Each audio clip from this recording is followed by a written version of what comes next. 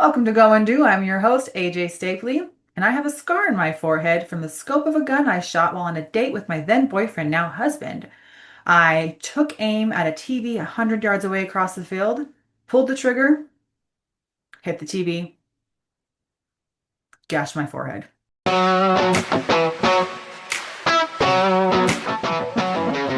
It's true. I had shot a gun before, several guns, but never one with the scope. And per usual, I learned my lesson the hard way, the bloody, gashy, hard way. Welcome, folks. This is Go and Do, where we talk about politics, culture, family, and faith from a pro-America, profit-sustaining, faith-affirming member of the Church of Jesus Christ of Latter-day Saints perspective. And today we have guests, a couple guests. But before we get into that, I want to welcome those of you who are new. And for those of you who are not new, I want to thank you. The last episode I filmed, which was episode 11, From Left to Right, Three Saints Talk Politics, that was the biggest episode so far by a landslide. So thank you so much. If you are someone who watched it, liked it, shared it, subscribed, thank you. Thank you. We are growing. Little by little, we are growing on this channel. And I have confidence that we're going to continue to grow. We know by small and simple things, great things come to pass. And I've got some big plans and great things that I want to do on this channel.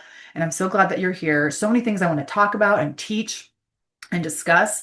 And I'm here for it. So thank you for your support. Thank you for watching that previous episode. You may have noticed that my background is a little bit different.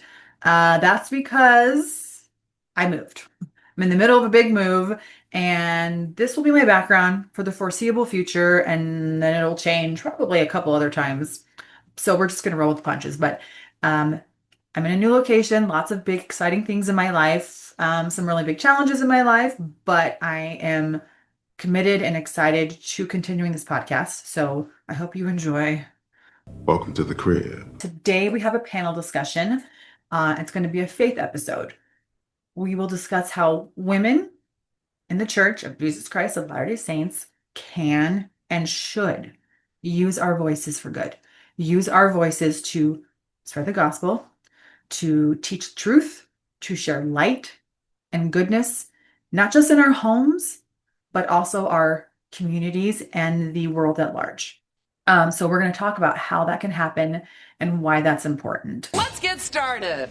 Welcome to Go and Do, where we talk about politics, culture, family, and faith from a pro-America, profit-sustaining, faith-affirming member of the Church of Jesus Christ perspective. And today we have another collaboration. I'm very, very excited about this one because instead of people who I met on LDS Twitter collaborating, these are women who I actually know in real life.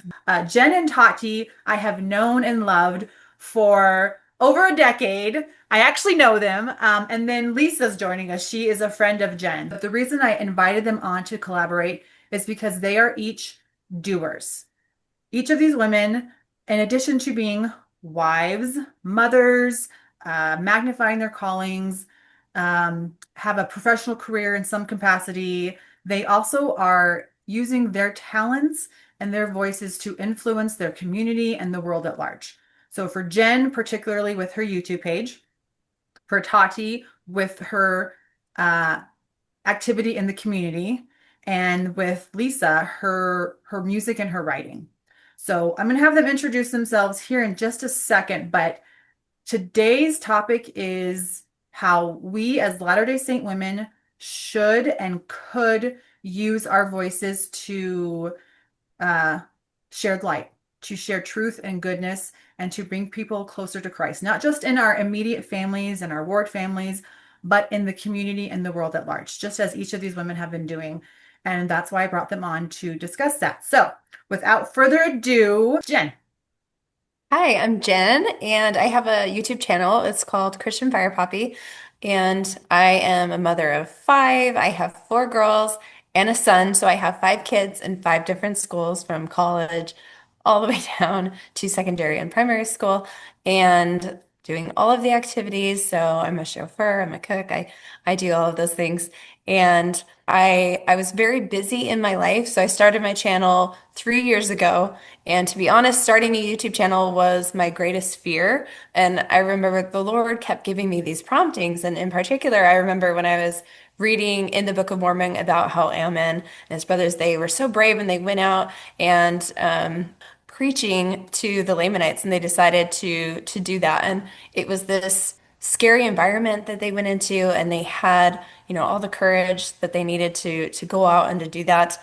And it was just an example. And I thought, you know what, I have the courage to do that. And that was just one of the many promptings where I felt like going onto YouTube is like going out to the wild. The Lamanites are ferocious people. It's Yeah. hard. It can be difficult. Yeah. Go And on to so it's social been a media in challenge, general. but it was just a moment of obedience. And it's just been one step at the time. And I just put it in the Lord's hands, said, help me along the way. And He has. Can you explain in one sentence what your channel is about? Because it's pretty unique. It is, and it's very hard to describe in one sentence. I would say I like to connect the scriptures to events, things in the world that are tangible patterns. I'm really good at detecting patterns, and I use the patterns that I spot, whether it's in daily events, in the beauty of the world around, in the universe, in the stars, and I talk about it and I liken it to ourselves in a way that kind of keeps us focused and helps us to liken these scriptural lessons to ourselves. And the second coming. A lot of second coming A talk lot of, yes, I talk a on your lot about the on second your coming. channel. Yes. Awesome. Okay, next we have Tati. Hi, I'm Tati Stowers. Let's see, I'm a wife, a mom of five, grandmother of six with two on the way. My dad always said that mischief is a sign of intelligence. And so we try to facilitate the best mischief, if that it means community involvement. My social media, I really, I one time I got a calling as a social media specialist, and that was right after I made a commitment to get off of my social media. Really? So yeah, it was hilarious. So now I'm like, all right. But I don't know what the Lord wants from me. All I know is that I need to be obedient. And so if I have something to say, I'm gonna say it, and I don't excuse it. All I do is I know that I tried to back up what I say with the scriptures and what His will is. And if not, I'm open to repent. And so I guess that's me, is just trying to facilitate as much conversation as possible. Tati's being very modest, okay? She is in every aspect of the small community that she lived in. I used to live and be in the same ward as Jenn and Tati. And I tell you what, if you had like a sports mom, extracurricular activities, church, just really involving teenagers and bringing them to her home, I mean, it was her. So if that's why I invited Tati on, because she is so great at just being Oh, a part of her community, not just the church community, but everything, and just being a pillar. She is a spiritual pillar oh, that's and sweet. strengthening people and loving them for who they are and where they're at. So, I can second that. I witnessed yes. that too. Yeah, Oh, you guys are that's sweet. how it is. Yeah. And Thanks. she, My kids have yes. a different story, but you know what, It's okay. It's okay. Totally humble too. Totally humble. That's reality. That's Yeah. how it should be. Yeah. So, and then Lisa, full disclosure, I just met Lisa. She is related to Jenn, but She's my sister-in-law. yes, she Yeah. is her sister-in-law, but she just like these other two women, she's a doer, and that's what I love. That's why I started this channel. That's why I called it Go and Do, because that's what I want people to do. So, Lisa, tell us about yourself. Yeah, I'm Lisa Washburn. So I'm married to Jen's brother, and it's awesome to be Jen's sister-in-law. I know you guys are all jealous now. She's just the best. I grew up in Utah, but I live out in the Midwest now, right next to Indiana's only temple, which I love. My husband's the bishop of our ward. We have 7 kids, and just, let's see, 8 years ago, I felt really inspired, like I needed to start a book writing project, and I needed to write a book for youth about with a faith promoting story. So that's my big project I just finished, and my book came out on Amazon last week. It's called Emily's Tree. And boy, Jenn, your story about, thinking about going out to the Lamanites, like drawing strength from that. My story was Nephi building a boat. I remember, I think I was maybe 4 years into this project and, trying to squeeze in writing in between carpooling and preschool and nursing a new baby and having three other babies. Um, and I remember reading about Nephi building a boat, and I thought, man, like I can relate. Like, and I drew a lot of strength from that story. It was something big he had never done before and was hard, but the Lord always blesses us when we do our best to do His will. So I also have a YouTube channel. It's Choose Joy 999, and it's all about how to find joy. So I started that to kind of get a little presence online before my book came out. Yeah. So yeah, Nice. and I also teach piano lessons in my community, which has been a great way to connect. Tati, I want to pick your brain later about how to be a good mom of teens. Don't do it. It's not me. She is, because all of her kids were close together, so she had several teens at one time, and Mm. she was like party house, just Not even. yes. Oh my goodness. So for all of you listening and watching, if you have had a prompting like that, if you've had a thought, kind of like what Lisa and Jen explained, and Tati just tries to be a mouthpiece of the Lord. I have similar experiences to what you guys talked about, where I just kind of kept following it, maybe fought it, or it didn't go quite how I wanted it to go. But let this be your sign or your encouragement to follow that prompting. If you're someone who has had that thought to do something a little extra, a little above and beyond, or out of your comfort zone, or something that you think there's no way I can do this right now, just keep trying. Just include the Lord and let Him guide you. And because the world needs your voices, the world needs women of faith, the world needs Latter-day Saint women who have the complete or the restored complete gospel to share what we know and what we've experienced. Too many women are leaving. I was just talking with these sisters about this. Too many women of faith are struggling. Too many women in our church are struggling. And if you are one who is solid, the world needs your voice. These women need your voices.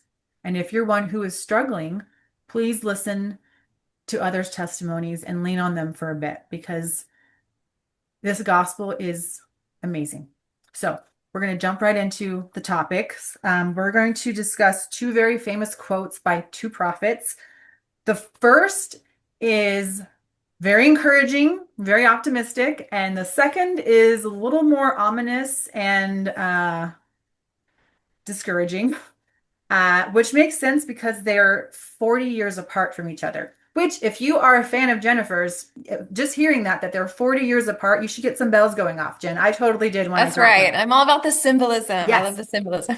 Symbolism, holy Interesting. numbers, all that. So, 40 years in the wilderness. yes, yes. So the first one is from President Spencer W. Kimball. It was spoken in 1979 at the General Women's Meeting. And fun fact, he was actually sick and in the hospital, and his wife Camilla delivered this address. And this is what it says. Much of the major growth that is coming to the church in the last days will come because many of the good women of the world, in whom there is often such an inner sense of spirituality, will be drawn to the church in large numbers. This will happen to the degree that the women of the church reflect righteousness and articulateness in their lives, and to the degree that the women of the church are seen as distinct and different in happy ways from the women of the world. Jen.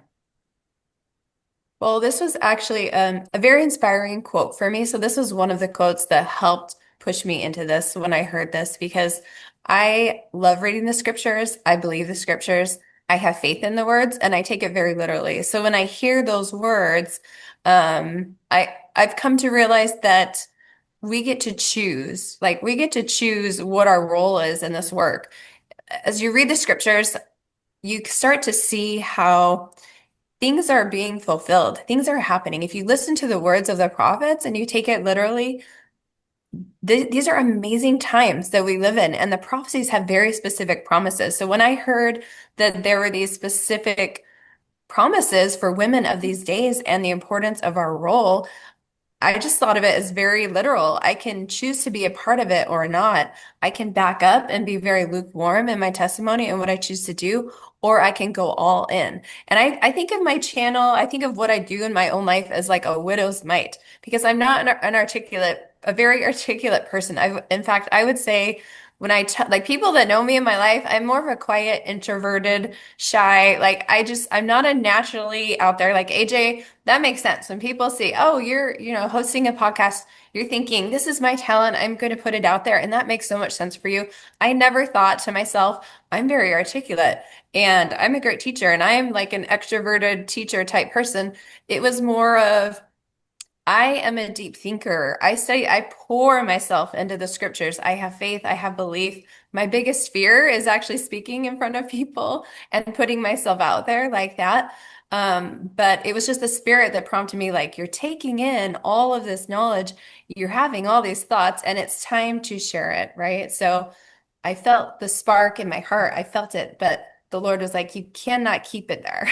You have to share it in some way, shape, or form. So I started out with the website and then eventually grew. But I think that whatever that is, it doesn't have to be online. That was personal prompting.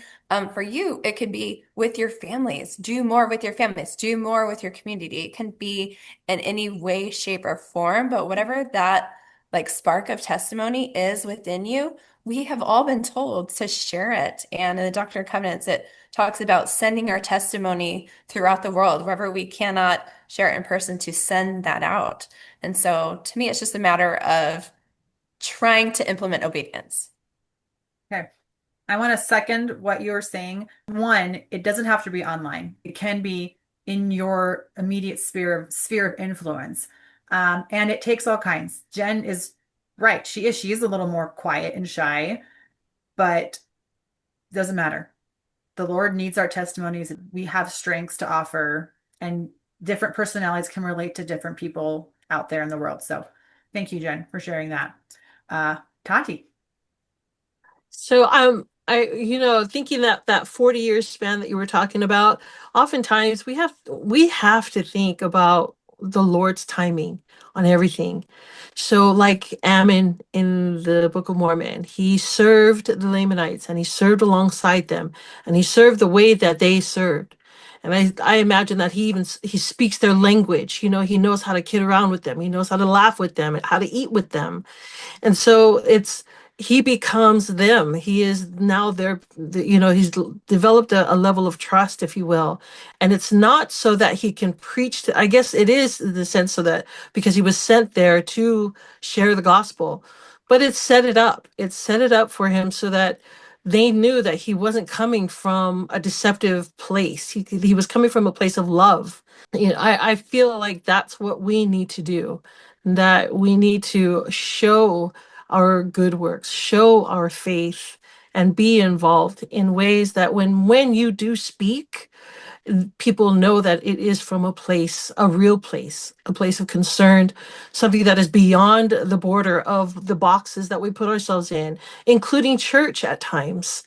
We have to think, if what I believe is true, if Jesus Christ is the Son of God, then he was the Son of God before the earth was even formed. So this gospel culture that is existent, it is older than every culture on this earth. So if that is true, then what I need to do is look at everybody in that way. And so once I started looking at people that way, I get it from my dad used to go and bring people from off the bus that he rode into our home and would teach them. And it's just crazy. In LA, you don't do that. But my dad was that kind of a person, an extrovert that way. And he was excited to share the gospel. And I thought, now, oftentimes I'm like, man, I can't do that. But I have found that I have, because it's been passed down. It's something that I was able to see, something that was modeled. So here we are again with the opportunity, all of us with every single tool we've been given to do it. But I think the biggest tool is service. So, Tati, would you say that, um, going back to President Kimball's quote, as women drawing others to the church and being different and distinct in different ways, do you think being genuine and coming from that place of love has a big part in that? That people, It there's no other way. Like, we have to remember that all of us chose this. We all chose God, Heavenly Father's plan, which is why we have a body. We were born. So that means my Catholic sister is my sister, and my Baptist choir director is my choir director. I love singing with them. So it's just all of these things in this life, they become my church. You are my church family.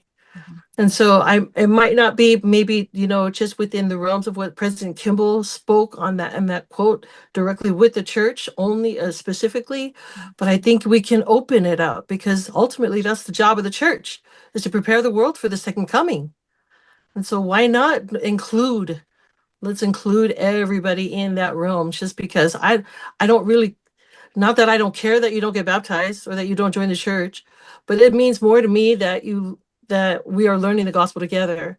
And there are plenty of people outside of the church that make better members than I do. Their faith is amazing. And so I try to implement whatever I see and what I learn from my brothers and sisters into my gospel practice. I can second that. As I have Definitely. a military wife, we've moved all over. And if you are losing faith in humanity, I've got stories of people in our church and out of our church who are Right. just amazing, who are just emulating Christ, just good, good people. There's so many good people all across this country, and I've had the blessing of meeting them. So thank you for I pointing think that out, I Tati. think Amen. all believers are truth seekers. Mhm. all all across the board. So no matter what situation, what culture, and anywhere in the world, Mhm. if you truly believe in a higher power, you are a seeker by nature. And so ultimately, all of us at one point or another are going to be, everything prepares you for this ultimate, or the ordinances, the covenants, Mhm. which are And pretty serious. yeah, and we have things in common with them. There's a lot of things we So differ in, but we have things in common with these other people. And like, I like how you just explain it, where you just grab onto them and just learn together and seek together. Jen, did you want to add something? I was just thinking how Tati does such a good job of that, and that is something that I kind of try to do on my channel too, is just looking for goodness and truth everywhere in the world. Like, all things testify of Christ, and I would say all people have an element of the light of Christ. And so just keeping ourselves from being too insular, and when we good. put ourselves out there, that really is a part of our covenants. I think when we talk about being covenant keepers in the church, we sometimes forget that part of our covenants is to bring the truth to all the world.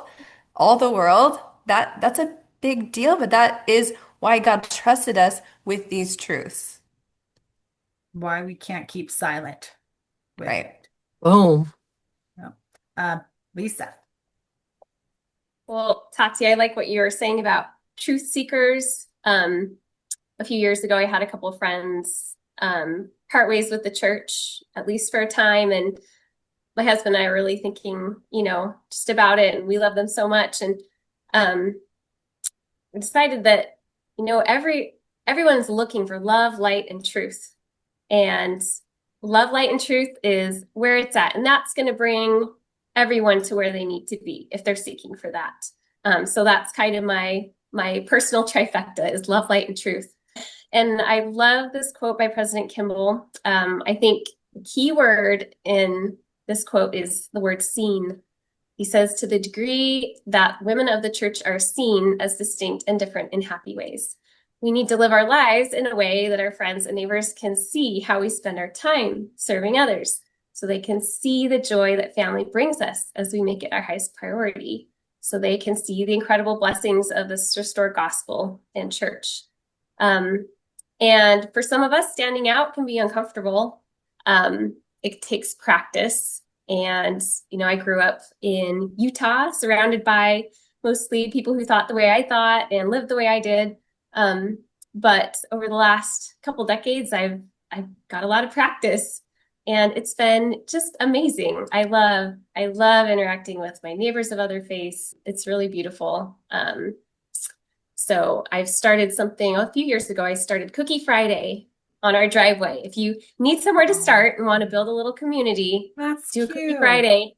Cookie So never faileth. No. I know. You just put cookies out there, the kids get off the bus, and I put out camping chairs. And eventually we got a group of like 4 or 5 moms and kids. And every Friday we talk. So In the much fun. morning, like That's before awesome. school or After school. after you when drop the them kids- off? Okay. After Cookie drop off, yeah. Friday. When That's everybody gets home. Not Taco So- Tuesday, Cookie Friday. Yeah, I that's got right. thinking. That's Way so better. good. I Oh, love that's So that. that was one thing I tried that worked great. Our family also gets a lot of attention because of the 7 kids. That's not, Big so family. common. That's Big your own neighborhood. And has a lot of kids, Tati.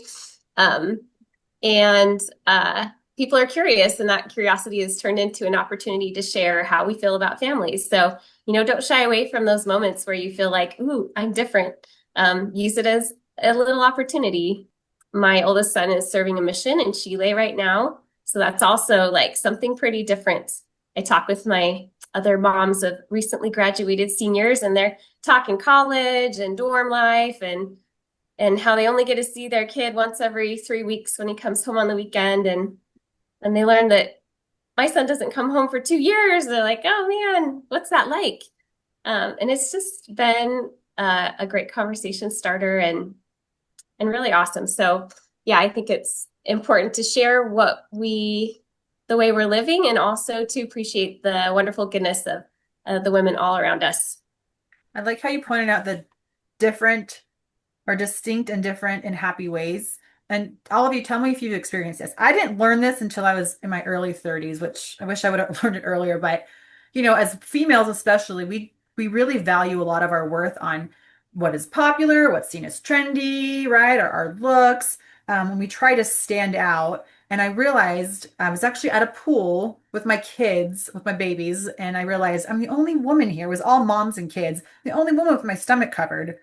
And at first, like you were saying, you feel odd. Like you don't want to be the odd man out and feel weird. But then it all of a sudden I realized, wait, no, that's fine. Like I'm covering my stomach for a reason. It's not that these women are bad or I'm amazing, but I have a specific reason I do that. And it makes me stand out in a way that I think is good because I can eventually turn it back to God. That's why I'm doing it, right? Have you guys experienced that in your life where you stand out, but like Lisa was saying, you can eventually turn that conversation back to our faith? Oh yeah, I have a 4th grader who their class just celebrated Revolutionary War week, and they did a Boston Tea Party in their class. And the teacher gave a heads up, said, I'm going to be serving tea in class, and just bring a mug. And so I emailed back and said, oh, can we bring an alternate drink? And she said, sure. Can I ask why? Like, why can't she have tea? So I could have just said, oh, like, well, she asked pretty directly, so I guess I had to give an answer. But I was happy for the chance to share a little about just a little bit about our faith. And the teacher said, oh, I didn't know that at all. Thanks for sharing. So yeah, I thought it was it was a good opportunity to just share a little bit and to just gain a greater understanding of our church and not be embarrassed by that. Yeah. And my daughter, I think because of my response, my daughter wasn't embarrassed either. She even brought an extra little bottle of apple juice to share with a friend if that was needed. So Oh, that's cute. That's cute. And I don't know if you guys have experienced this, but the more I just give in to our, peculiarities as members of the Church of Jesus Christ of Latter-day Saints, the less the things of the world matter. The more I hold to my covenants and keep my commandments, the less I care to fit in with the world and the less tempting those things become. And because it's almost like I recognize who I am and whose I am, that I'm not of this world. I'm his. And these things don't matter. It's all that matters is him and what he wants me to do. Right. well said. All right. The second quote, which is a little more ominous, like I said, this is from President Russell M. Nelson from 2019 October General Conference. Pay attention to this. This is blunt and just right to the point. But my dear sisters, your ability to discern truth from error, to be society's guardians of morality, is crucial in these latter days. As we depend upon you to teach others to do likewise, let me be very clear about this. If the world loses the moral rectitude of its women, the world will never recover. Jenn, what are your thoughts on that?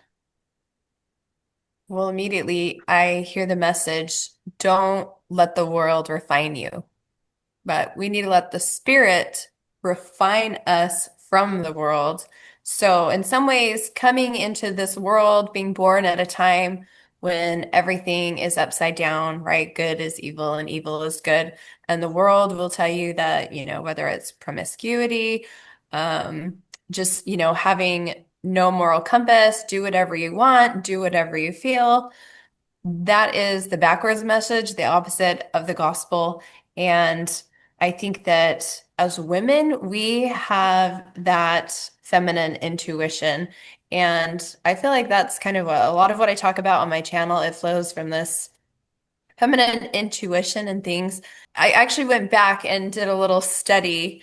I looked up all the times that the prophet and apostles have talked about intuition with women, and they say it very directly that this female intuition, divine intuition, it's one of our gifts, and a part of that is our moral compass and guiding our children. I mean, getting on and talking on YouTube, that's nothing compared to what I do every day with my children, guiding them in their everyday lives and the people in the community, whether it's in the ward and the stake and my family. So it's really fun to do this with you guys. You guys are people in my real everyday life, and we get to share in that love with each other and the way that we help and support each other, because we face the daily barrage of the world that tries to pull us under, tries to pull us down to that level.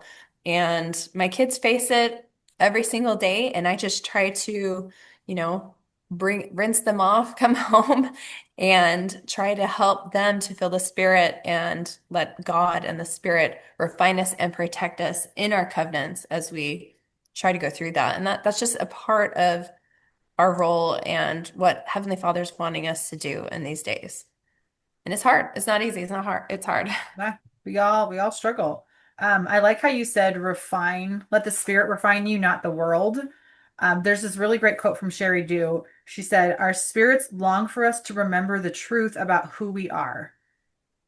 And tying back into being distinct and different in happy ways, we're not of the world. The world is preaching so many things that are contrary to what God's truths are. And we need to not let those influences influence us. Oh, and just to throw it out there, the latest message from President Oaks is he warned against being deceived and there are so many messages in the world. It's like a million billion messages, and a lot of it points away from the gospel, the principles of the gospel. And he kind of, specifically said, before you jump into those doubts and just follow down the stream, talk to, your faithful friends and family, have conversations like we're doing right now, strengthen each other, and always take it to the Lord. So I have a question for you and all of you guys. How do we do that? How do we let the Spirit refine us and not the world? What are some tips we can give women listening right now? I love using the standard works and everything that the prophets come out as prophets as a standard. So like I have conversations with my gay Buddhist cousin, and she is amazing. She's an amazing woman. Our definitely our beliefs differ and everything, but I love our conversations because we have a mutual respect. And it's interesting because one time I told her, you really are doing the Lord's work. Whenever you do good, whenever there is something that you are influencing, there's things that you identify that you just know that's just wrong on every level. It doesn't matter what church or whatever your belief is, but she's able to identify truth from error. And I'm like, that's still the Lord's work. And she just laughs. She's like, look at you, putting me on your prayer roll and whatever else. And she just kind of makes fun of that. Yeah. But it's just interesting because I'm like, as long as I share with her different scriptures, this is my motivation. This is my standard. And I'm not sharing with this you to make you come my way or, to whatever influence you to change. What I'm telling you is what helps me stay grounded. And that is the fact that, the proclamation was, we thought that was a no duh when it first came out. It's like, hello, Yeah. this is ridiculous. I'm not ridiculous, it's a prophet. It was But just duh. It was it's just just so like no obvious. duh. Yeah. But Yeah. now I'm like, oh my goodness, it has to be said. It Yeah. has to be clarified. Mhm. So it's just interesting that if we stay with what a actual prophet says, and I'm just saying because the prophet is the standard because he is the mouthpiece of the Lord officially Mhm. in that capacity. So you're saying know the scriptures and know the prophet's words well enough so that you can understand why we believe the things we believe. Right. And that way, I mean, like even with my conversation with my cousin who's extremely different on every way, it's Mhm. just so cool because she she believes my words. I believe the Holy Ghost testifies of the things that I say. And it's because our spirits are connecting. And so it's just so cool. I love having conversations with her, and we'll go all throughout the night, 3 o'clock in the morning, just talking about these different beliefs that we have. And I'm like, I'm not even talking about church anymore. We're talking Right. about truth now. Not even, I, I have to say, I feel that too with my friends. We don't even have to have the same because they don't have to be a member of my church and my brand of religion. mm-mm. But if I can connect on someone on an like we're eternal souls, like there's something more than this life. I feel that's so refreshing because so much of the world is just the here and now, the materialistic. If you can just connect with anybody on that level, like we are children of God and there's more to this life than just the here and the now, it's eternal truth. Like spirit to spirit. Yes. Spirit to spirit. Yeah. And then on that, they can tell, all of us, because we all have the light of Christ. We can tell, we can identify truth from error. And some of that clashes with their personal belief, but you Mhm. have to let the Lord do his work, right? Mhm. Right. And so if you Right. don't present the information for the Holy Ghost to recall that when it's time, then what? So to me, the conversation is super important. I tell people I'm here for the conversation all day, just not all day, but yes, I'm here all day for the conversation. And so people will often be like, "Why do you even talk to them?" Like, because they're my brother, they're my sister. Yeah. They chose the plan too, Mhm. even though Yeah. whatever. Yeah. Yeah, so much bigger than we kind of think about it in our Mhm. day-to-day as we go to church, right? Yeah. And There's the a lot more right? at risk. Yeah, Yeah. yeah, And for because sure. they're children of God, right? Like, what did all Right. these prophets do in the scriptures? They went and they taught people to bring them closer to God. And like you said, Jen, it doesn't matter. I mean, we all want to see people baptized and see them Right. reactivated. We all want that enzyme story, but really Yeah. just loving them. If they feel the spirit, if they feel God's love through you, that's a win.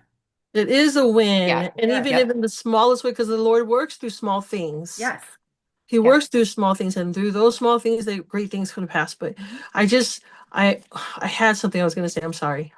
Okay, maybe you'll think of it because I want to go back to a couple of things you said. One, it's not us that actually converts people, it's the Holy Ghost. So us having the presence of the Holy Ghost and then sharing so that they can feel the Spirit. But also just I want to emphasize being strong and solid through your study of the scriptures and modern prophets because I think a lot of people what I've seen is they love other people who are different than us, who believe different than we do, but they're maybe not as grounded in the why of those beliefs to where it shakes them, right? Where they start to see people and they think, well, why can't we all, why do I disagree with, say, your homosexual lifestyle? Okay, we'll just say that. Why is that bad? They're a wonderful person, like you're saying, Tati, a great person. Why do I have beliefs that homosexuality is bad, right? So understanding the doctrine that we believe, but also knowing that we love people. We can still love them and all that that looks like. Well, I just tell her I can't tell you how to be gay, and you don't tell me how to be straight. So I don't know how. I don't have all the answers. And I think that's another thing with the standard works and with the things that the prophets give us. This is all we can handle. You know, we're barely obedient. Barely. And so maybe sometimes we need to realize that as church members is that we've been given a minimum. And so what have we done? There's more out there. Like we've been told there's more revelations coming, but we got to figure out what we've been given. Are we maximizing that? When is that going to happen? And all of it, we're accountable. It makes us more accountable, right? So if I don't do it, I so who's better off, me or my Catholic friend? Yeah, I'm sure Lisa does it. Lisa. Well, AJ, I was thinking something else. I think we need to be very mindful of what we're marinating in, what we're surrounding ourselves with, what we're reading, watching, listening to. I mean, those are all like Sunday school answers, but it's so true. Even on days, just day to day, I can tell when I've been marinating in more wholesome, spiritual things, my spirit is more vibrant and I feel the truth more deeply in my heart. And so we really need to take a close look at what we've been marinating in and our families. Can I show you guys what I've been marinating in lately? This, this is a book that Lisa wrote. I love that book. She just came out on February 3rd, and my mind is marinating on this. Lisa, you should tell us about this book.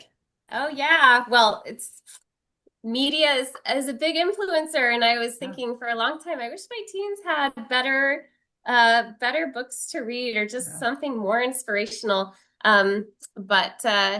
Yeah, this is it's a book that just finally came out and got published. It's about a girl who's navigating her senior year, dealing with college opportunities, poverty, family struggles, and then she runs into two missionaries. And the book takes her through a faith journey that I think young people will find really inspiring. And it's very clean, uplifting read, and has some fun side stories, love interest, but not preachy. And the title, you have to say the title, Emily's Tree by Lisa Washburn. And you have to tell them where they can get it. But I will say from my reading, I loved how relatable it was as even, I'm not a convert to the church, but I related so much to, I said before, I love symbolism and I love when things kind of flow in life, things just click and you just see the God's hand, like putting these things together. And she kind of talks about that, how she kind of has these dreams and things come together. And I don't want to give anything away, but the willow tree kind of comes in at the end. And anyways, it really resonated with me and how I think and my gospel experience. So thanks, Jen. I've been getting really positive feedback from friends and beta readers and even some teenagers that I know. One of them said, I wish I could read it again for the first time. So yeah, thank you for giving a spiel for me. That was awesome. You can find it on Amazon. Just search Emily's Tree, Lisa Washburn. Something I felt like I really needed to write, and I think it'll bless a lot of people. Because you were seeing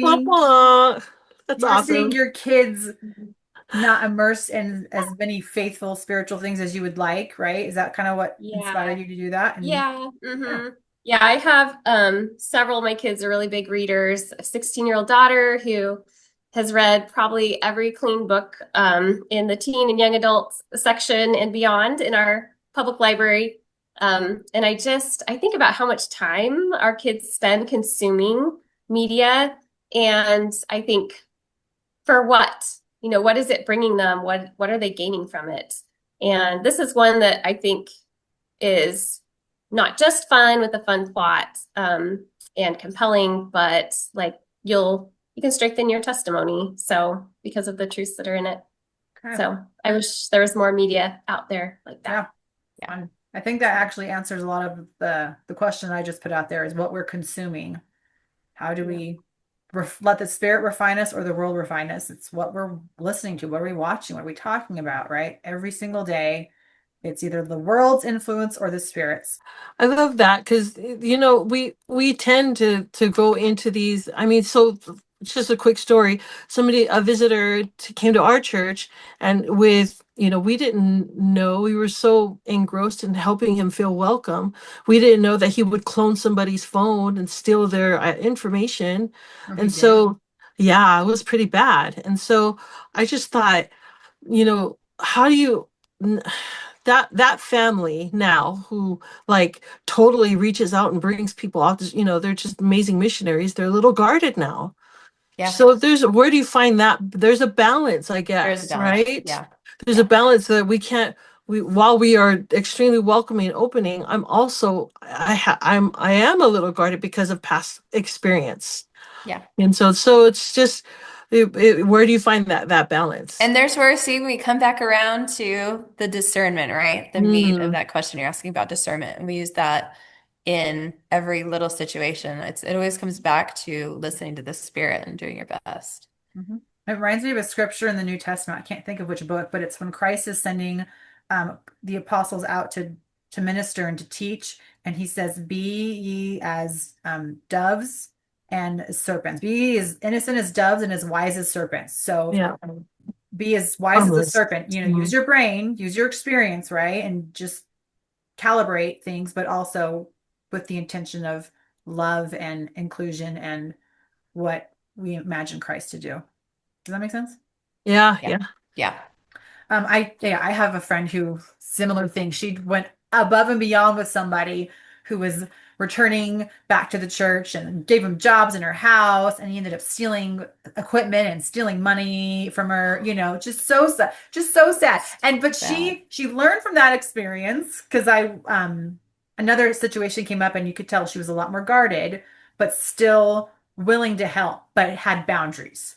So she was Hmm. still open to helping, but Yes. not quite as freely Right. as she had Yes, before.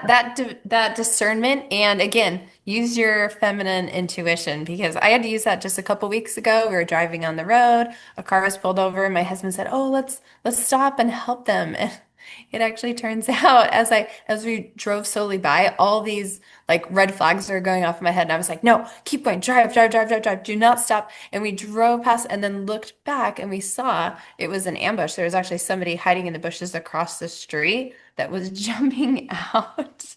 And anyways, we were able to call the police and get that taken care of. It was set up to make you stop and slow down, but it was not Yeah, somebody looking for help. It was a scary situation. that is a great example of why we live the commandments to have the Holy Ghost with us That's right. versus situations like that. Right, because I've never thought that. We've stopped and helped people all the time, many times. That was the natural reaction, but it was the spirit that set off the alarm bells. This is different. Go, go, go. But sometimes the spirit protects us. Sometimes the spirit makes it obvious, and we're saved from those unique, weird things. Mhm. I have to believe that every experience in this life, even as terrible, is still for our good. And so sometimes we do get burned, and sometimes we do, sometimes the Lord allows us to go through some stuff, so that we can learn. But all of it, every single bit of it is for our progression. And so, is he going to keep me from getting cancer, or, just all those things? There's just things that we cannot be protected from. Right. But in essence, sometimes that is the path.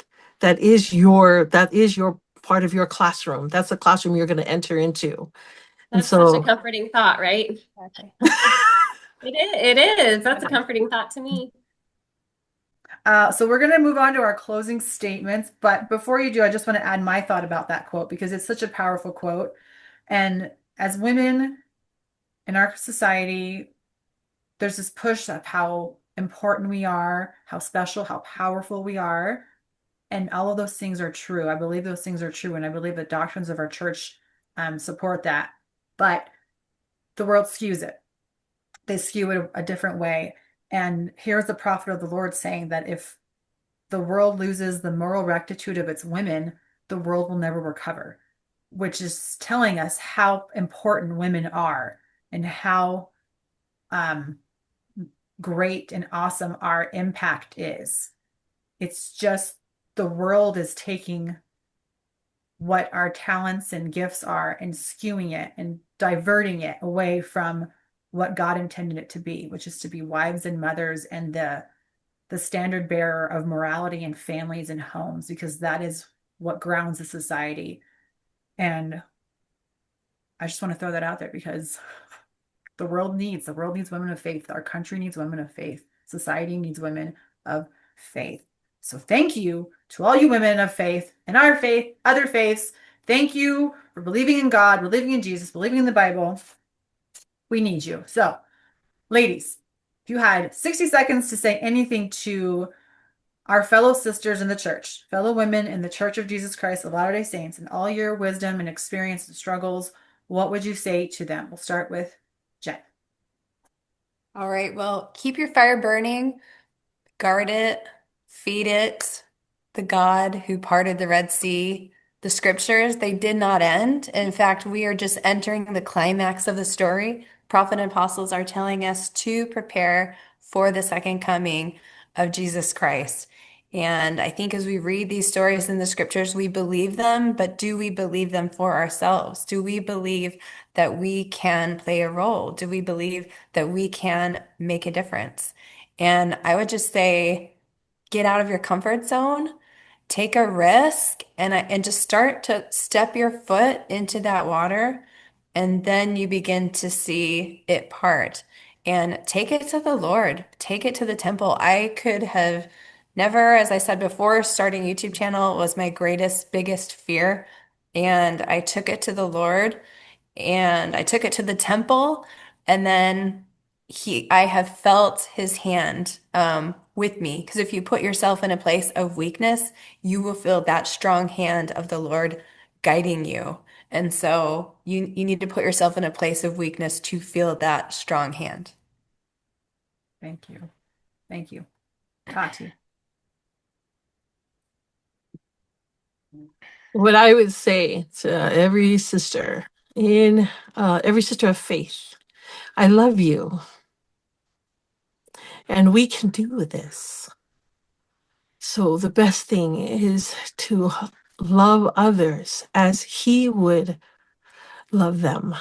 Someone asked me recently, what would Jesus do? That's my favorite hashtag. And a lot of times the world portrays Jesus as kind of a pushover, someone who would just love. But what does love look like for everyone? It might be different for some as opposed to others. What love looks like for me is correction. I know that as a coach, that when I coach, that if I don't correct an athlete, I might not believe in their ability, their potential. And so when we receive correction from the Spirit, or even from our fellow man, let's ferret out what that means. Is it true? Is it kind? And will it draw me closer to Jesus Christ? And so we don't have to limit our sharing of that love to just people of faith. You share that if everything you touch, every person in your circle is not there by accident. And so if you can just take a look around you at who's standing there. For me, right now, it's my children, my adult children. It's like it's such a different relationship now. I'm no longer the protector and the, oh, no, no. Now I'm like, well, talk to me. Tell me how you feel about that. You have me to work this out with you right now. I'm alive. I can respond. Let's have the conversation. In the scriptures in the Old Testament, he said, come now, let us reason together. It's an invitation. He doesn't want to rule us like blind zombies. He wants us to choose him of our own free will and choice. So I encourage all of us to choose him. And I love you. Thank you. Lisa. Tati, that was beautiful. Well, I'm so incredibly grateful for all the women in my life who've been my examples over the years, ward members, my own young women's leaders, friends, neighbors, family, my sisters, and my own wonderful mother. And I know that we can each be that person of influence in another woman's life, another person's life, in our own way, and that God can guide us to know how to do that.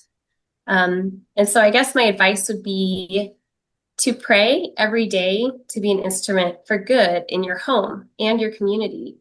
Look for ways to step outside your comfort zone so you can bring the goodness of Jesus Christ to other women around you. I can testify from personal experience that God will answer your prayers and will show you what you can do. And you'll be able to live and act as you're prompted by His Spirit, which is just an incredible opportunity. I know that individually, as we act, we as women of faith can transform our families, and together we can change the world. I truly believe that. I agree. That's right. Through Jesus. That's right. That's Yes. And my closing statement would just be that Jesus is coming. He is returning. If we're not alive for it, our kids will be alive for it. If not them, their kids or their kids. And what else really matters? When all is said and done, let that guide your decisions every day. And I've tried life without him, and I've tried life with him, and it is infinitely better with him. So thank you so much for joining us on this episode. Ladies, thank you for coming. I felt the Spirit. I hope you guys did. I hope you at home felt something, felt inspired. I hope this is your push to do something that's been on your mind or you floated it around, and let this be your motivation to go and do it and be that voice of the Lord. Thank you so much for being here. Thank you, ladies. Thank you.